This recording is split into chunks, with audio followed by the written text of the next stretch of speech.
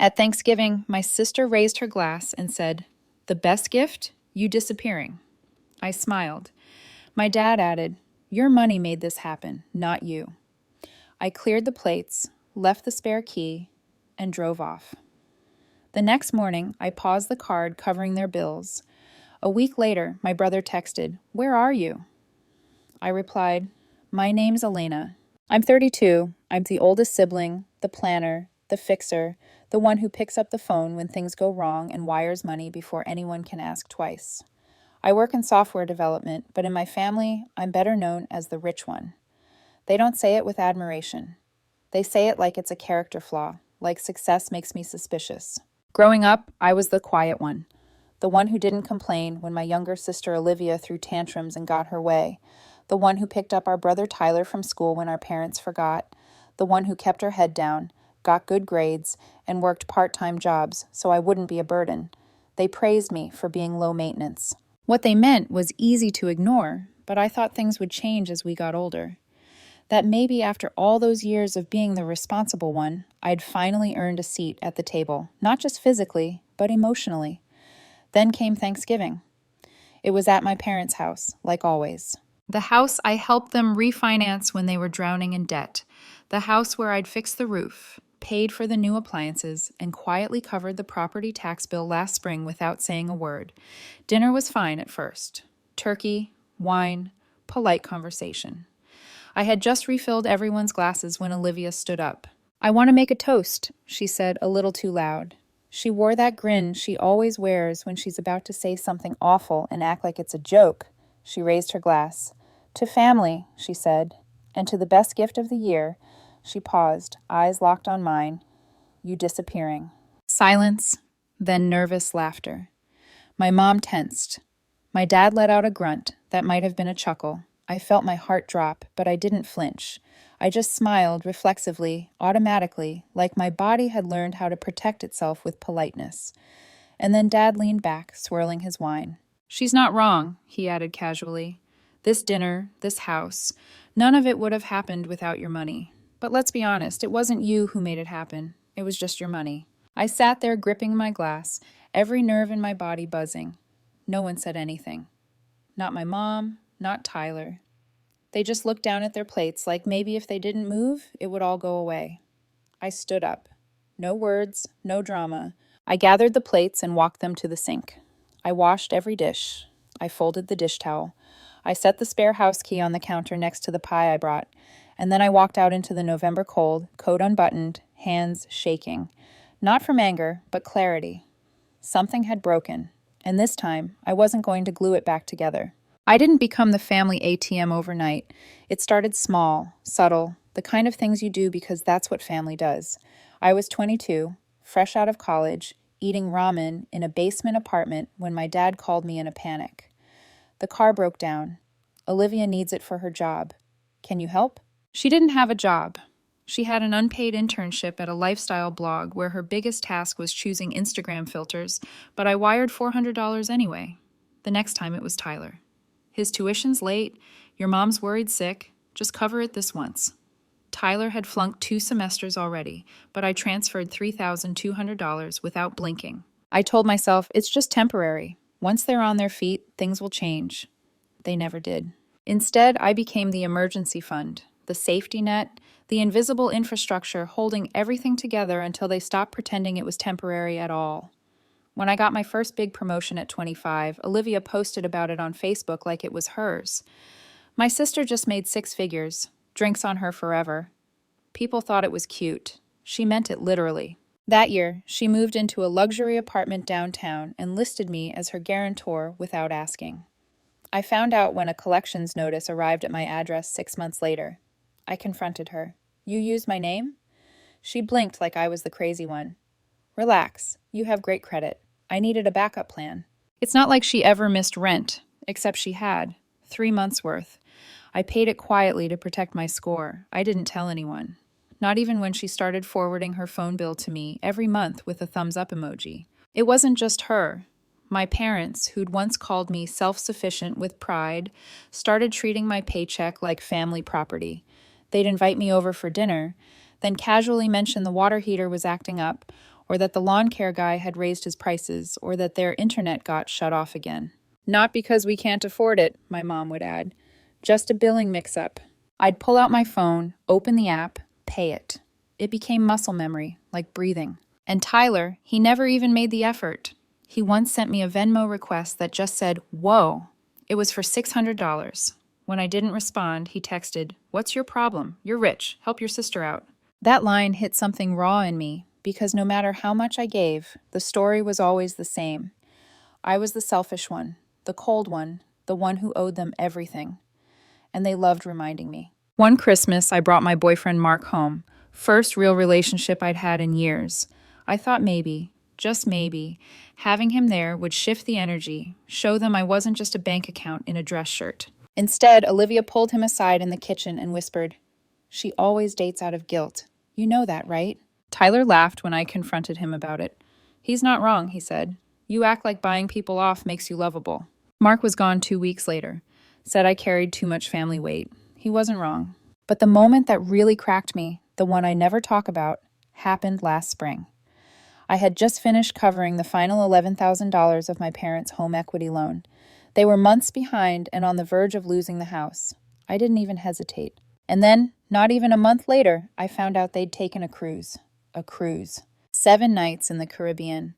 My mom sent photos of poolside cocktails with the caption, "So good to finally relax."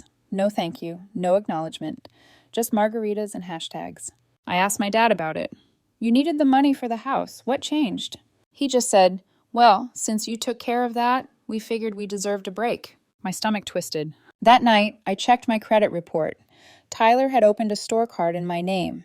Olivia had listed me as her emergency contact for a $15,000 medical loan, again without telling me. And I still said nothing, because I was raised to believe that silence equals love, that giving without complaint is loyalty, that holding the family together, even if it broke you, was a duty. But something had shifted in me long before Thanksgiving.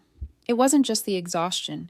It was the realization that I was living in a one-sided contract, a blood-bound, gaslit, debt-ridden trap dressed up as family. And I was starting to itch for a way out.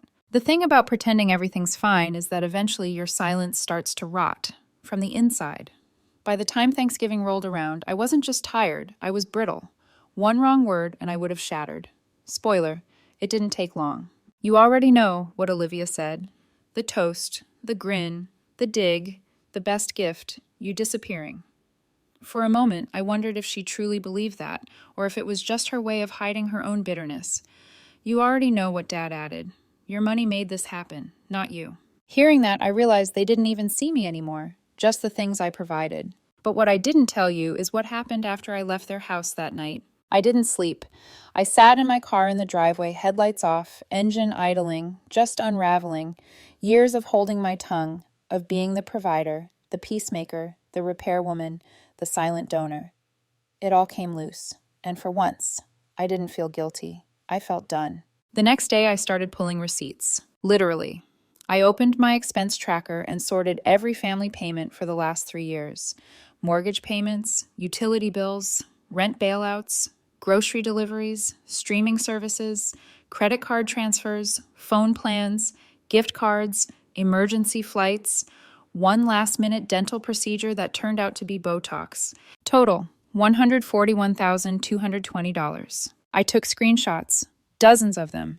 Then I sat down and drafted a message. Subject, since we're being honest. I sent it to the family group chat. Hi all. Since Thanksgiving was such a candid affair, I figured I'd return the favor. Then I attached the screenshots. Every payment labeled by name. Olivia's rent, 8 months. Tyler's failed LLC, $7,000. Mom's Macy's card, paid in full. Dad's car repairs, utilities, cruise cover-up. At the bottom I wrote, "You say my money made this family possible. You're right. But here's what you forgot. That money came from me, and starting today, it stops." Then I turned off my phone. I didn't need to read the fallout to know it would come. But when I turned it back on 6 hours later, it was worse than I expected. Tyler, "Dude, what even is this?" Olivia, "You are so cruel revealing us like that." Mom, "Call me now." Dad, "You think you're better than us? You think you've outgrown us? Don't forget where you came from." There it was, the trifecta. control, pressure, disrespect. So I waited because I knew what would come next. And like clockwork, the group call came in Sunday night. I let it ring out, then watched as Olivia FaceTimed me solo. I picked up, not because I wanted to, but because I was ready. Her face was red, furious. You blindsided us. You could have just talked to us like a grown woman. I laughed quietly. I've been talking to you for a decade. You only hear me when I pay for things. She scoffed. So what? You're just going to ghost us? Let Mom and Dad suffer? You know Dad's health isn't great. You want that on your conscience. And there it was, the guilt, the exact weapon they'd always used. But I didn't flinch. Dad's health didn't stop him from taking that cruise while telling me the house was in crisis. She froze. I leaned in. You want honesty? Here's some. I was never family to you. I was funding. Then I hung up. The next morning, Tyler sent me one last message. You're just mad because you're alone. I didn't reply. I didn't need to. Because the difference between being alone and being used is this. When you're alone, at least it's quiet. The Monday after Thanksgiving was the first morning in years that I woke up and didn't check my bank app for low balance alerts. Not my own. There were no missed calls from my mom about a bounced electric bill. No texts from Tyler asking for just $50 to hold him over. No Venmo requests labeled with crying emojis. Just silence. And God, it was beautiful. I went for a walk, coffee in hand. No calls, no chaos. Just my own footsteps echoing down the sidewalk like a slow, steady drumbeat of freedom. But of course, it didn't last. Day 3 post-exit, the phone calls started. First Mom, then Olivia, then Mom again. I didn't answer. Day 4, my Aunt Carol, who hadn't spoken to me since I forgot to bring wine to her birthday party in 2018, sent me a voice note. We're really worried. You don't just abandon your family like this. Your father's been coughing again. Olivia says you've been cruel. This isn't like you. Except it was. This was like me. The version of me they never met because they were too busy cashing checks. Day 5, Tyler posted on Facebook. The status had no names, just venom. Some people think money makes them better than blood. It doesn't. It just makes them colder. Hashtag family betrayal. His girlfriend liked the post. So did Olivia. My mom commented 3 broken heart emojis. It went viral in our family circle. Cousins I hadn't seen in years sent texts, some vague, some pointed. What's going on? Did you really cut them off? Olivia says you're having a breakdown. That one made me laugh out loud, alone in my apartment. A breakdown? No. I was finally rebuilding. That weekend, I packed a bag, turned off my phone, and drove to a cabin upstate. A friend from work had offered it months ago, said I needed space. I'd laughed then and said, I'm fine. I wasn't. But now I was finally breathing air that didn't feel borrowed. 3 days of quiet, 3 days of no guilt, 3 days of waking up and realizing they trained me to mistake exhaustion for duty. On the 4th day, I turned my phone back on. 98 messages, 17 voicemails, a new one from Dad. You're embarrassing yourself. Your mother's crying every night. One from Olivia. You win, okay? You broke us. Congrats. And then the text that made me sit down. Tyler. Mom says the mortgage bounced. What are we supposed to do? No venom, no sarcasm, just panic. And suddenly I saw it, the cracks. They weren't just losing me. They were losing the foundation they'd been standing on. Because here's the truth they'd never admit. I wasn't the burden, I was the structure. And now that I was gone, everything they'd built on my back was collapsing. The next week was a slow unraveling. Mom called from a new number and left a voicemail saying she didn't understand how I could just watch them struggle. I didn't respond. Olivia emailed me a screenshot of an overdue credit card bill. The subject line read, Are you really going to let this happen? Yes, I was. Because for once, I wasn't going to set myself on fire to keep everyone else warm. And then came the message that hit different. It was from Olivia again. Tyler's been talking to a lawyer, she wrote. Says you can't just cut off support like that. That's financial pressure. I stared at the screen for a long time. Then I forwarded it to my actual lawyer. He replied in 5 words. Let them try. I'm ready. And that was it. No more fear, no more second guessing. Just steel in my spine where guilt used to be. A few days later, I got coffee with someone from work. A man in HR I'd always admired from afar.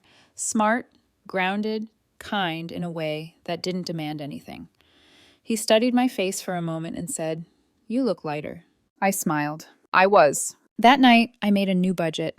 One with just my name on it.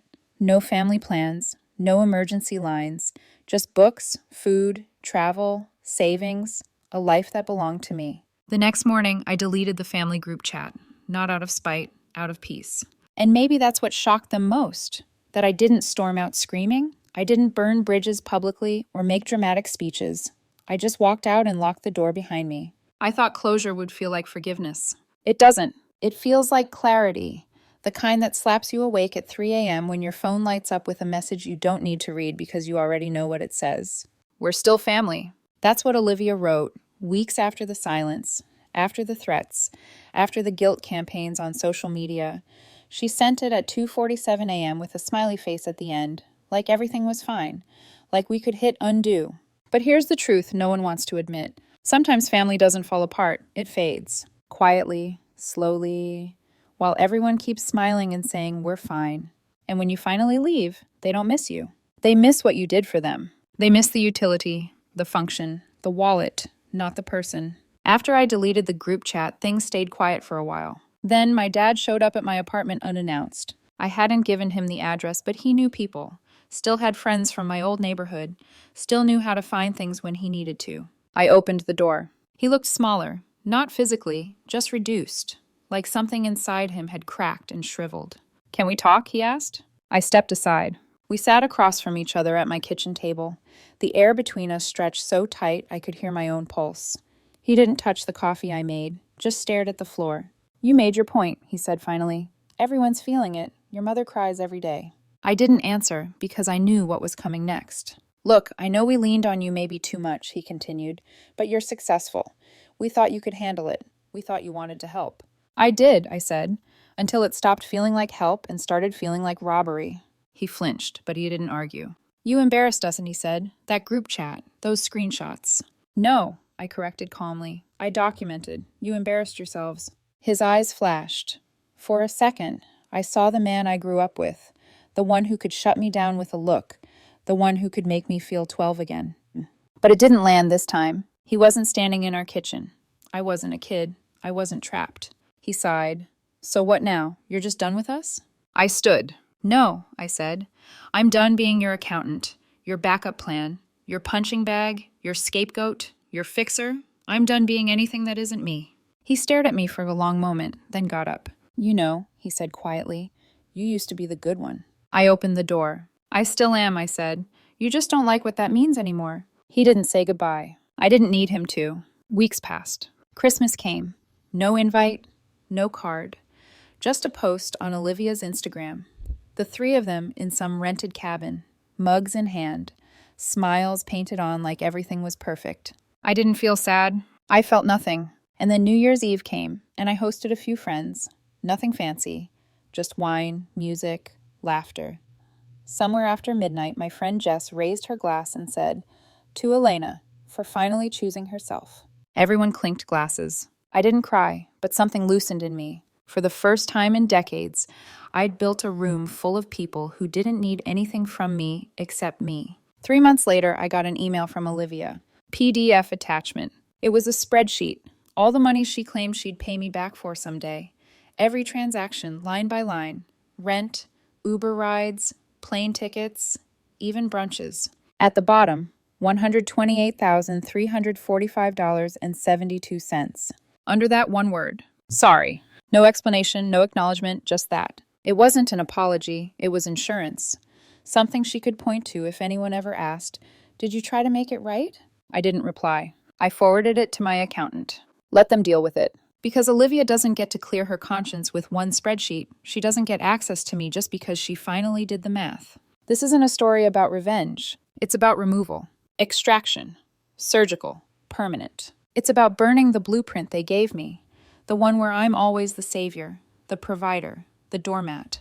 And building a new one where I'm just me. No roles, no expectations, no guilt. A few days ago, I was walking through the city, headphones in, sun on my face.